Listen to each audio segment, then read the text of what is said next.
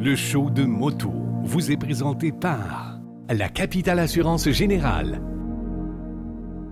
Honda et Yamaha.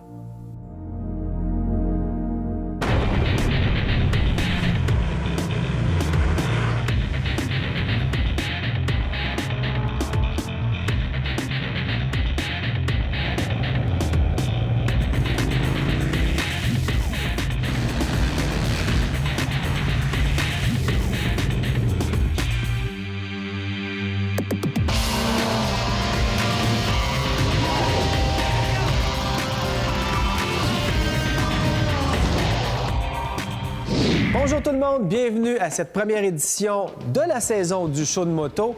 Je sais que l'hiver a été difficile, faites-vous-en pas, ça achève. Bientôt, on va être sur nos motos. Aujourd'hui, on va parler d'assurance moto et de véhicules de loisirs avec les gens de La Capitale. On vous parle de la prochaine saison de Super Moto Québec. On va surtout vous donner le goût de vous bâtir un garage de rêve tout équipé avec Garage Box. Mais tout d'abord, on vous amène dans les sentiers avec la Fédération québécoise de moto hors route pour une randonnée dans l'Anaudière, plus précisément dans le coin de Saint-Donat.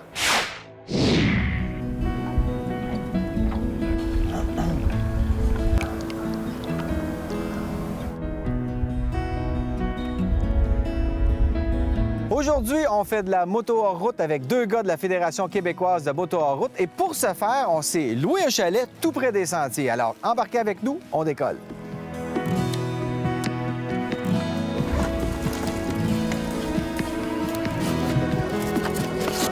On avait 2 ou 4.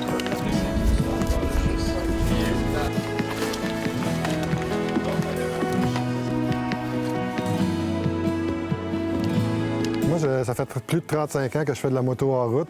J'ai commencé dans le cours chez nous. Là, on avait une ferme à Oka, puis je roulais là-dessus. Puis ensuite, j'ai commencé à faire de la compétition dans les années, début des années 80, faire du motocross. Après ça, j'ai tourné vers l'enduro vers les années 95, 90, 95. Puis je me suis aussi investi à fond là, dans les compétitions au niveau national. Donc j'ai été champion canadien en 2000 pour la catégorie expert en enduro. Puis c'est ça, ça fait plus de 35 ans que je fais de la moto. Maintenant, je me donne plus à la moto double usage. Donc sortir dans les sentiers, puis aller explorer la nature et toutes les routes non pavées qu'on a au Québec.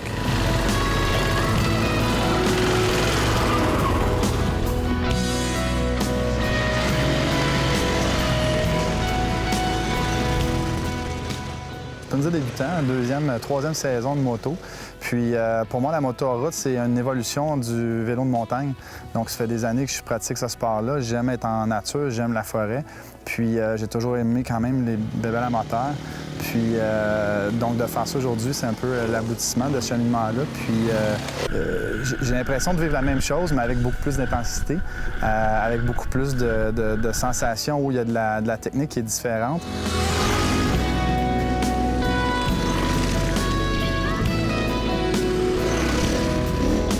L'adrénaline de rouler dans un sentier, puis des fois, ça brasse.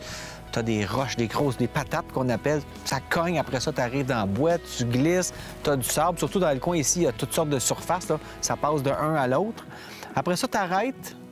Puis là, c'est le silence complet. Tu peux t'arrêter sur le bord d'un lac, tu peux t'arrêter en montagne. Benoît Gilles, on est dans les sentiers finalement, mais il faut parler des étapes pour venir ici en sentier. On a loué le chalet. Ensuite, on s'est procuré des motos. Parlons des types de motos que ça prend pour faire du sentier comme ça. Ouais. Pour faire du sentier, ça prend deux types de motos. Soit la moto de type enduro ou soit la moto double usage. Puis comme aujourd'hui, on a décidé de prendre des motos 350 ou 500 cc. Donc, il fait des motos assez... C'est parfait. Ouais, ouais. Ça va vraiment bien. Ouais. Mais avant d'embarquer dans les sentiers, il faut absolument avoir la vignette qu'on a à poser. Où est-ce qu'on peut se procurer ça? Donc, on peut se la procurer en ligne ou chez un marchand qui a été placé, disons, par le club. Le club, lui, on lui envoie les droits d'accès, les livrets de droits d'accès, puis lui, les place chez ses mandataires. OK, donc on est en Estrie, par exemple. Ouais. On va regarder sur votre site qui sont les détaillants où on peut se procurer la vignette. On va aller l'acheter là, ou on peut aller en ligne aussi. Oui, puis le meilleur moyen, c'est d'appeler directement le club, s'informer où sont ses mandataires.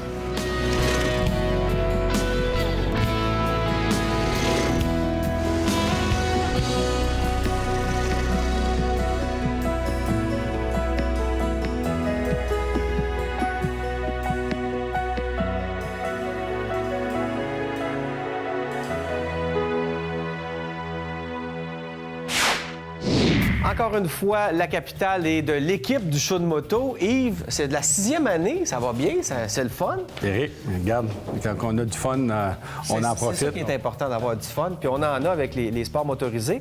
D'ailleurs, nous, on parle de moto, mais vous êtes quand même partout. On a toutes les revues auxquelles vous participez. Vous êtes présents partout. On vous voit, entre autres, au Salon de la moto à Québec, à Montréal. C'est vraiment un choix de la direction de la capitale de dire, nous, on focus, on va aider les gens à bien s'assurer pour nos véhicules motorisés. Bien, c'est maintenant 7 ans que la direction a pris cette décision-là de s'en aller dans le véhicule de loisir. Quand on parle de véhicule de loisir, on se comprend. Hein? On parle de moto, motoneige, VTT, bateau, VR. Donc, les bebelles. Toutes les bébelles à moteur, donc on est là. Donc, on va continuer à vous voir. Vous êtes bien présents partout, mais on va continuer à vous voir, entre autres dans les émissions de télé.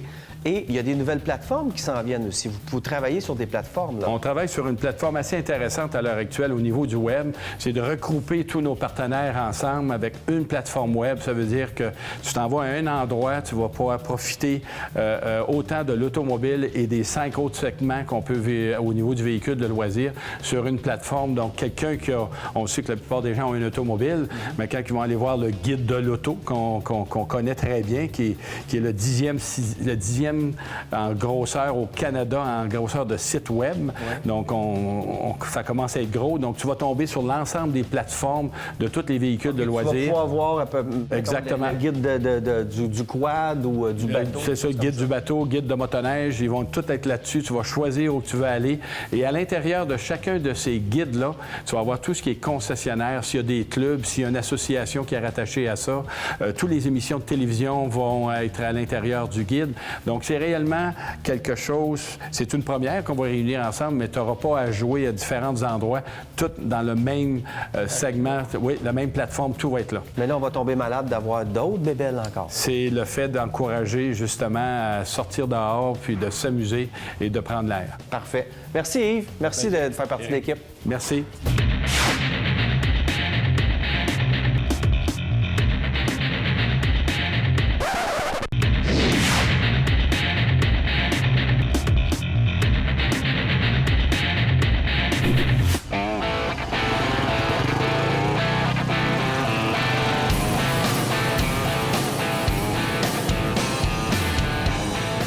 La moto double usage, c'est une moto où on peut... tu sais, si tu regardes, on n'a pas le réseau complet ici de sentiers quad. Donc, on a 8000 km qui est entrecoupé à bien des endroits. Fait qu'avec la moto double usage, tu peux faire 150 km d'entre elles, 20 km sur la route, retomber encore dans le sentier, puis repartir, puis faire le tour de la province comme ça. Il faut savoir qu'il y a 2 fois ou à peu près plus de routes non asphaltées que de routes asphaltées au Québec. Donc, avec une moto double usage, ça te permet de faire toutes ces routes-là. Donc, quand tu achètes une moto double usage, c'est comme si tu faisais un reset de tes rides.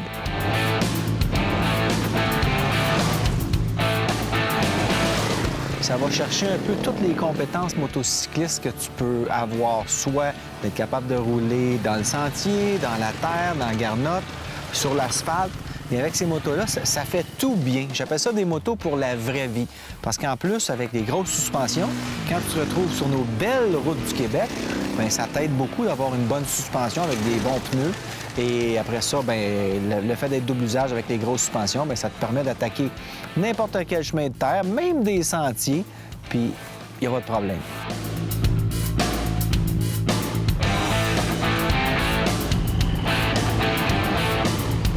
On va parler d'équipement aussi parce que des fois, les gens disent « Est-ce qu'on a besoin de beaucoup d'équipement? » Parlons d'abord de ce qui est légal. Ça prend quoi? Un casque? Casque, lunettes et souliers fermés par la loi sur le véhicule en route. Mais nous autres, la Fédération, on demande, on promouvoit le... Ça va très bien jusqu'à temps que tu plantes. Ouais. Une fois que tu es tombé, avec juste un casque et des souliers fermés, on s'entend que ça manque. Là. Exactement. Donc, tu recommandes quoi? La même chose qu'on a aujourd'hui, tout l'équipement complet de... Plastron, genouillère, avec des coudes, etc. Exactement, oui.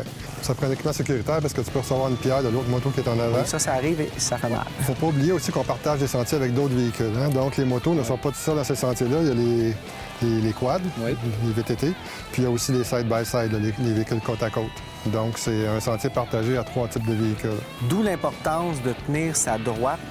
Bon, c'est sûr, si tu vois assez loin, tu peux peut-être rouler plus au centre, mais en haut des côtes, dans les virages, on tient sa droite. Même chose qu'en motoneige, on tient sa droite le plus possible parce qu'à tout bout de champ, il y a quelqu'un qui peut s'emmener de l'autre côté. Comment on fait pour savoir si on a le droit de passer dans un sentier ou pas? Donc, encore là, c'est de s'informer. Bien, avec l'application Imoto HR, on l'a. Avec les cartes des clubs, on l'a aussi. Donc, c'est de s'informer auprès de la fédération, s'informer auprès des clubs pour savoir quelle partie est autorisée et laquelle ne l'est pas.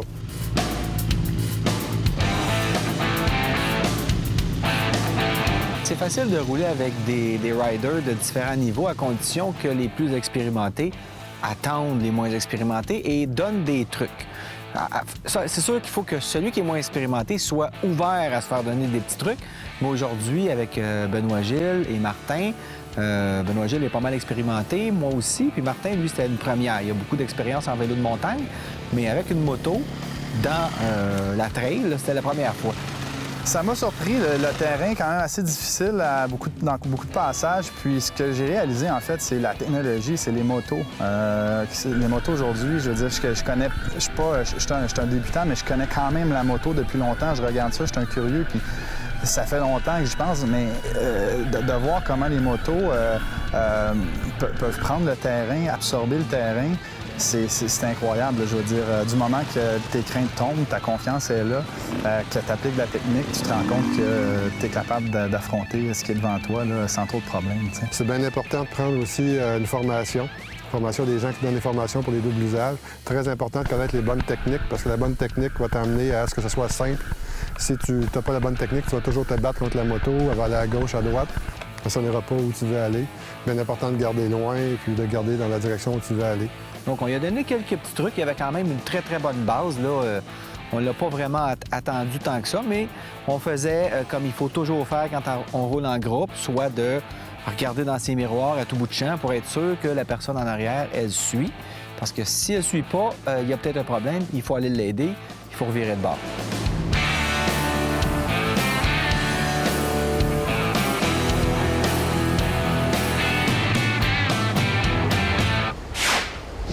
Si vous suivez notre page Facebook du Show de moto, vous savez qu'on a fait tirer des billets pour le Salon de la moto de Montréal. Les gagnants ont été Patrick Dumas, Martin Durand, Jules Morissette, Daniel Potier et Stéphane Plourde. Et ça, c'est un des nombreux exemples que de suivre la page Facebook du Show de moto, c'est une bonne affaire pour vous. On fait tirer des billets. D'ailleurs, merci au Salon de la moto de Montréal. Mais on fait aussi tirer toutes sortes de prix et on met des images exclusives des tournages du show de moto. Des petits secrets qui sont dévoilés là-dessus. Je ne vais pas trop en dire, là, mais il y en a.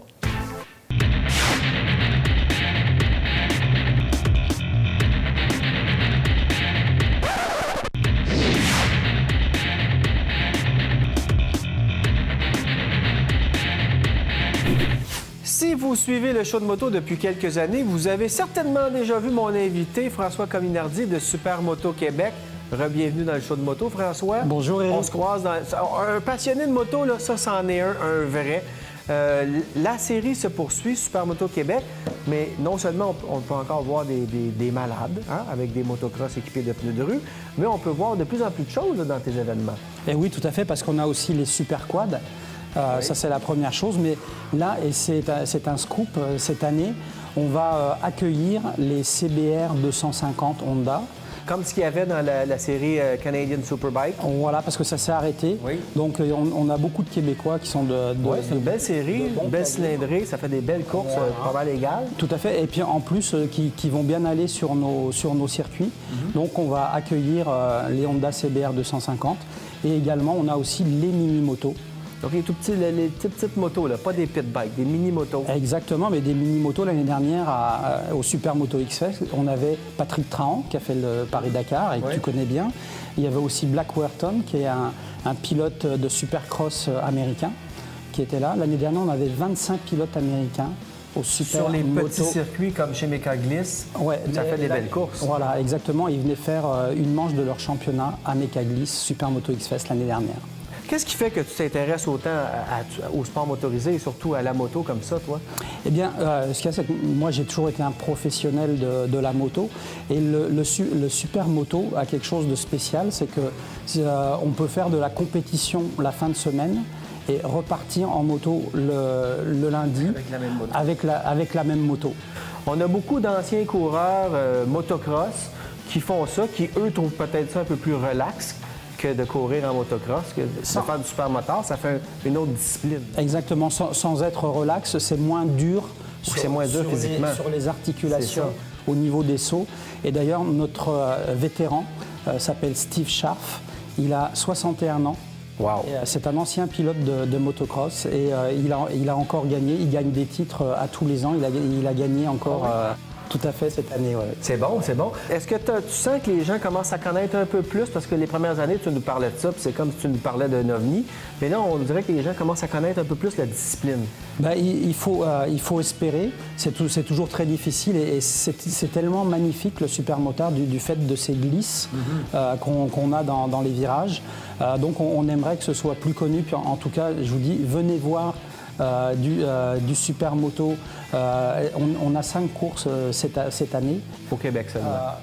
Également en Ontario. Bien, avis aux amateurs et on peut retrouver l'information aussi sur Internet.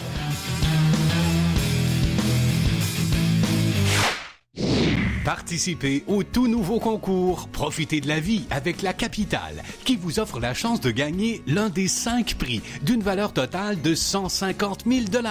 Participez dès maintenant en visitant le rds.ca/show de moto. Si vous êtes amateur de moto ou de voiture, vous êtes nécessairement tenté de vous monter un garage. Et nous, on a trouvé le gars qui vit de ça. Il tripe garage, le cuirier de Garage Box. Merci de nous recevoir chez toi. Ça fait plaisir. Écoute, c'est le garage de rêve. Là. Tu vis là-dedans. Est-ce que tu étais un gars qui tripait ses garages? Je te dirais qu'au départ, oui et non. J'ai commencé tranquillement à faire mon garage. Après ça, bon, tant qu'à faire mon voisin, mes cousins, cousines. OK. Tant qu'à ça, on va se partir un site Internet. On va commencer à aménager des garages d'année en année. J'ai ma compagnie et on fait de l'aménagement de garage comme ça résidentiel. Et on n'a pas besoin d'être multimillionnaire pour monter son garage. Vous vous adaptez vraiment aux dimensions du garage existant. Exact. On va rencontrer le client. J'ai des représentants qui vont sur la route ou ils viennent nous rencontrer directement. On regarde avec eux les besoins qu'ils ont à avoir dans leur garage. Ils veulent un type d'armoire en particulier, des couleurs.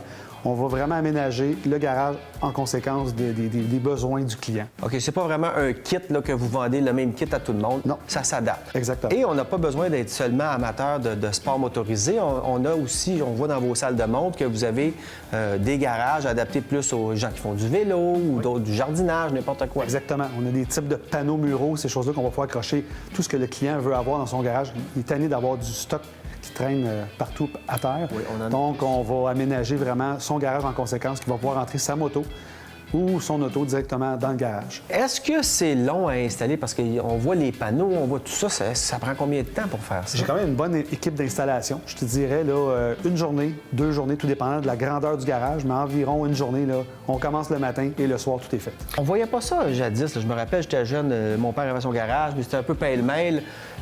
C'est une mode, hein? Ça, est-ce que c'est devenu une mode? Tu l'as vu bien, toi, ce Oui, marché-là? je te dirais depuis 2-3 ans, là, c'est la grosse tendance. Là. Les gens, beaucoup de baby boomers, ils vont avoir fini de soit payer leur maison ou carrément avoir aménagé le reste de leur maison.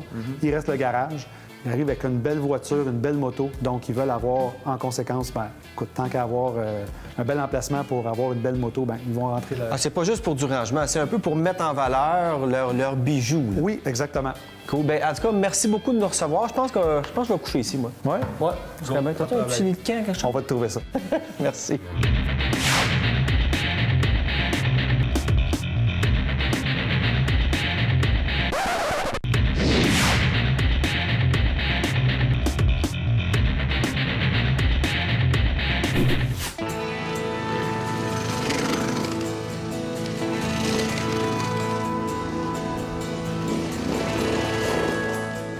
On profite de cet arrêt dans un magnifique spot pour parler avec Martin de votre slogan de la FQMHR. Oui. Soit hors route, pas dans le champ. Donc, de la vocation de la FQMHR, c'est d'abord savoir s'aventurer. Puis, sur route, pas dans le champ, c'est très spécifique à tout ce qu'il faut savoir avant de partir, puis pendant qu'on roule. Donc, où aller, comment se comporter et tout ça. Alors, cette campagne-là veut un peu rassembler l'essentiel des informations, puis d'une façon pas trop moralisateur, dynamique. On comprend qu'on est dans un sport qui est très actif, qui est très dynamique aussi. Un peu extrême. Un peu extrême. Donc, on a des individus qui sont aussi là-dedans, des gens qui vont avec ça. On est conscient de tout ça, mais je pense que personne ne doit perdre la tête à quelque part là-dedans. C'est mieux pour bien des façons. D'abord, on a bien plus de fun dans un sentier comme ça, qu'il y a des centaines de kilomètres de sentiers, que de passer à travers les champs des cultivateurs. À l'époque, ça coupait des clôtures, les gars, c'était n'importe quoi. Aujourd'hui, on a la chance d'avoir un beau réseau de sentiers bien monté. La Fédé, c'est les parcs, c'est les sentiers. Donc, d'être en route, ça se fait en sentier, ça se fait en parc, dans les deux contextes. On a des règles à savoir, des obligations à suivre, une attitude, comportement, un équipement à avoir. Donc, c'est important, avant de s'aventurer, d'être au courant de tout ça. Puis après ça, bien, have fun.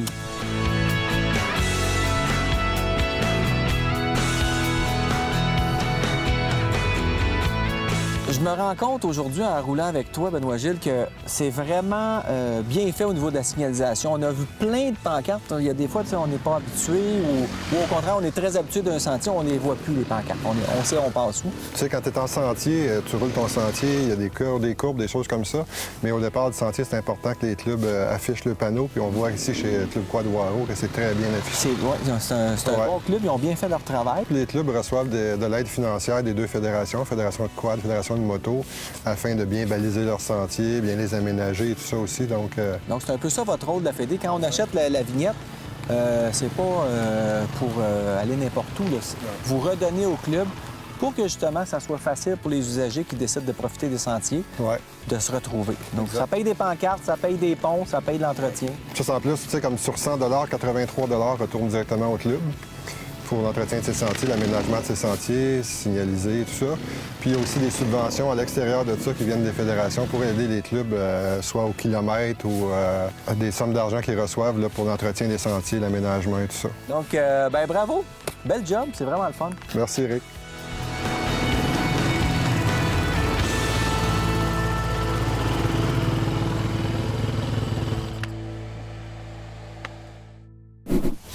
C'est ici que prend fin le show de moto de cette semaine. Et là, je dois vous dire que pour les prochaines semaines, si vous n'aimez pas la moto puis vous n'aimez pas voyager, bien, regardez pas le show de moto parce que cette année, on va vous parler de voyage à moto. On va aller en Italie où on a fait un trip de malade sur les belles routes de l'Italie.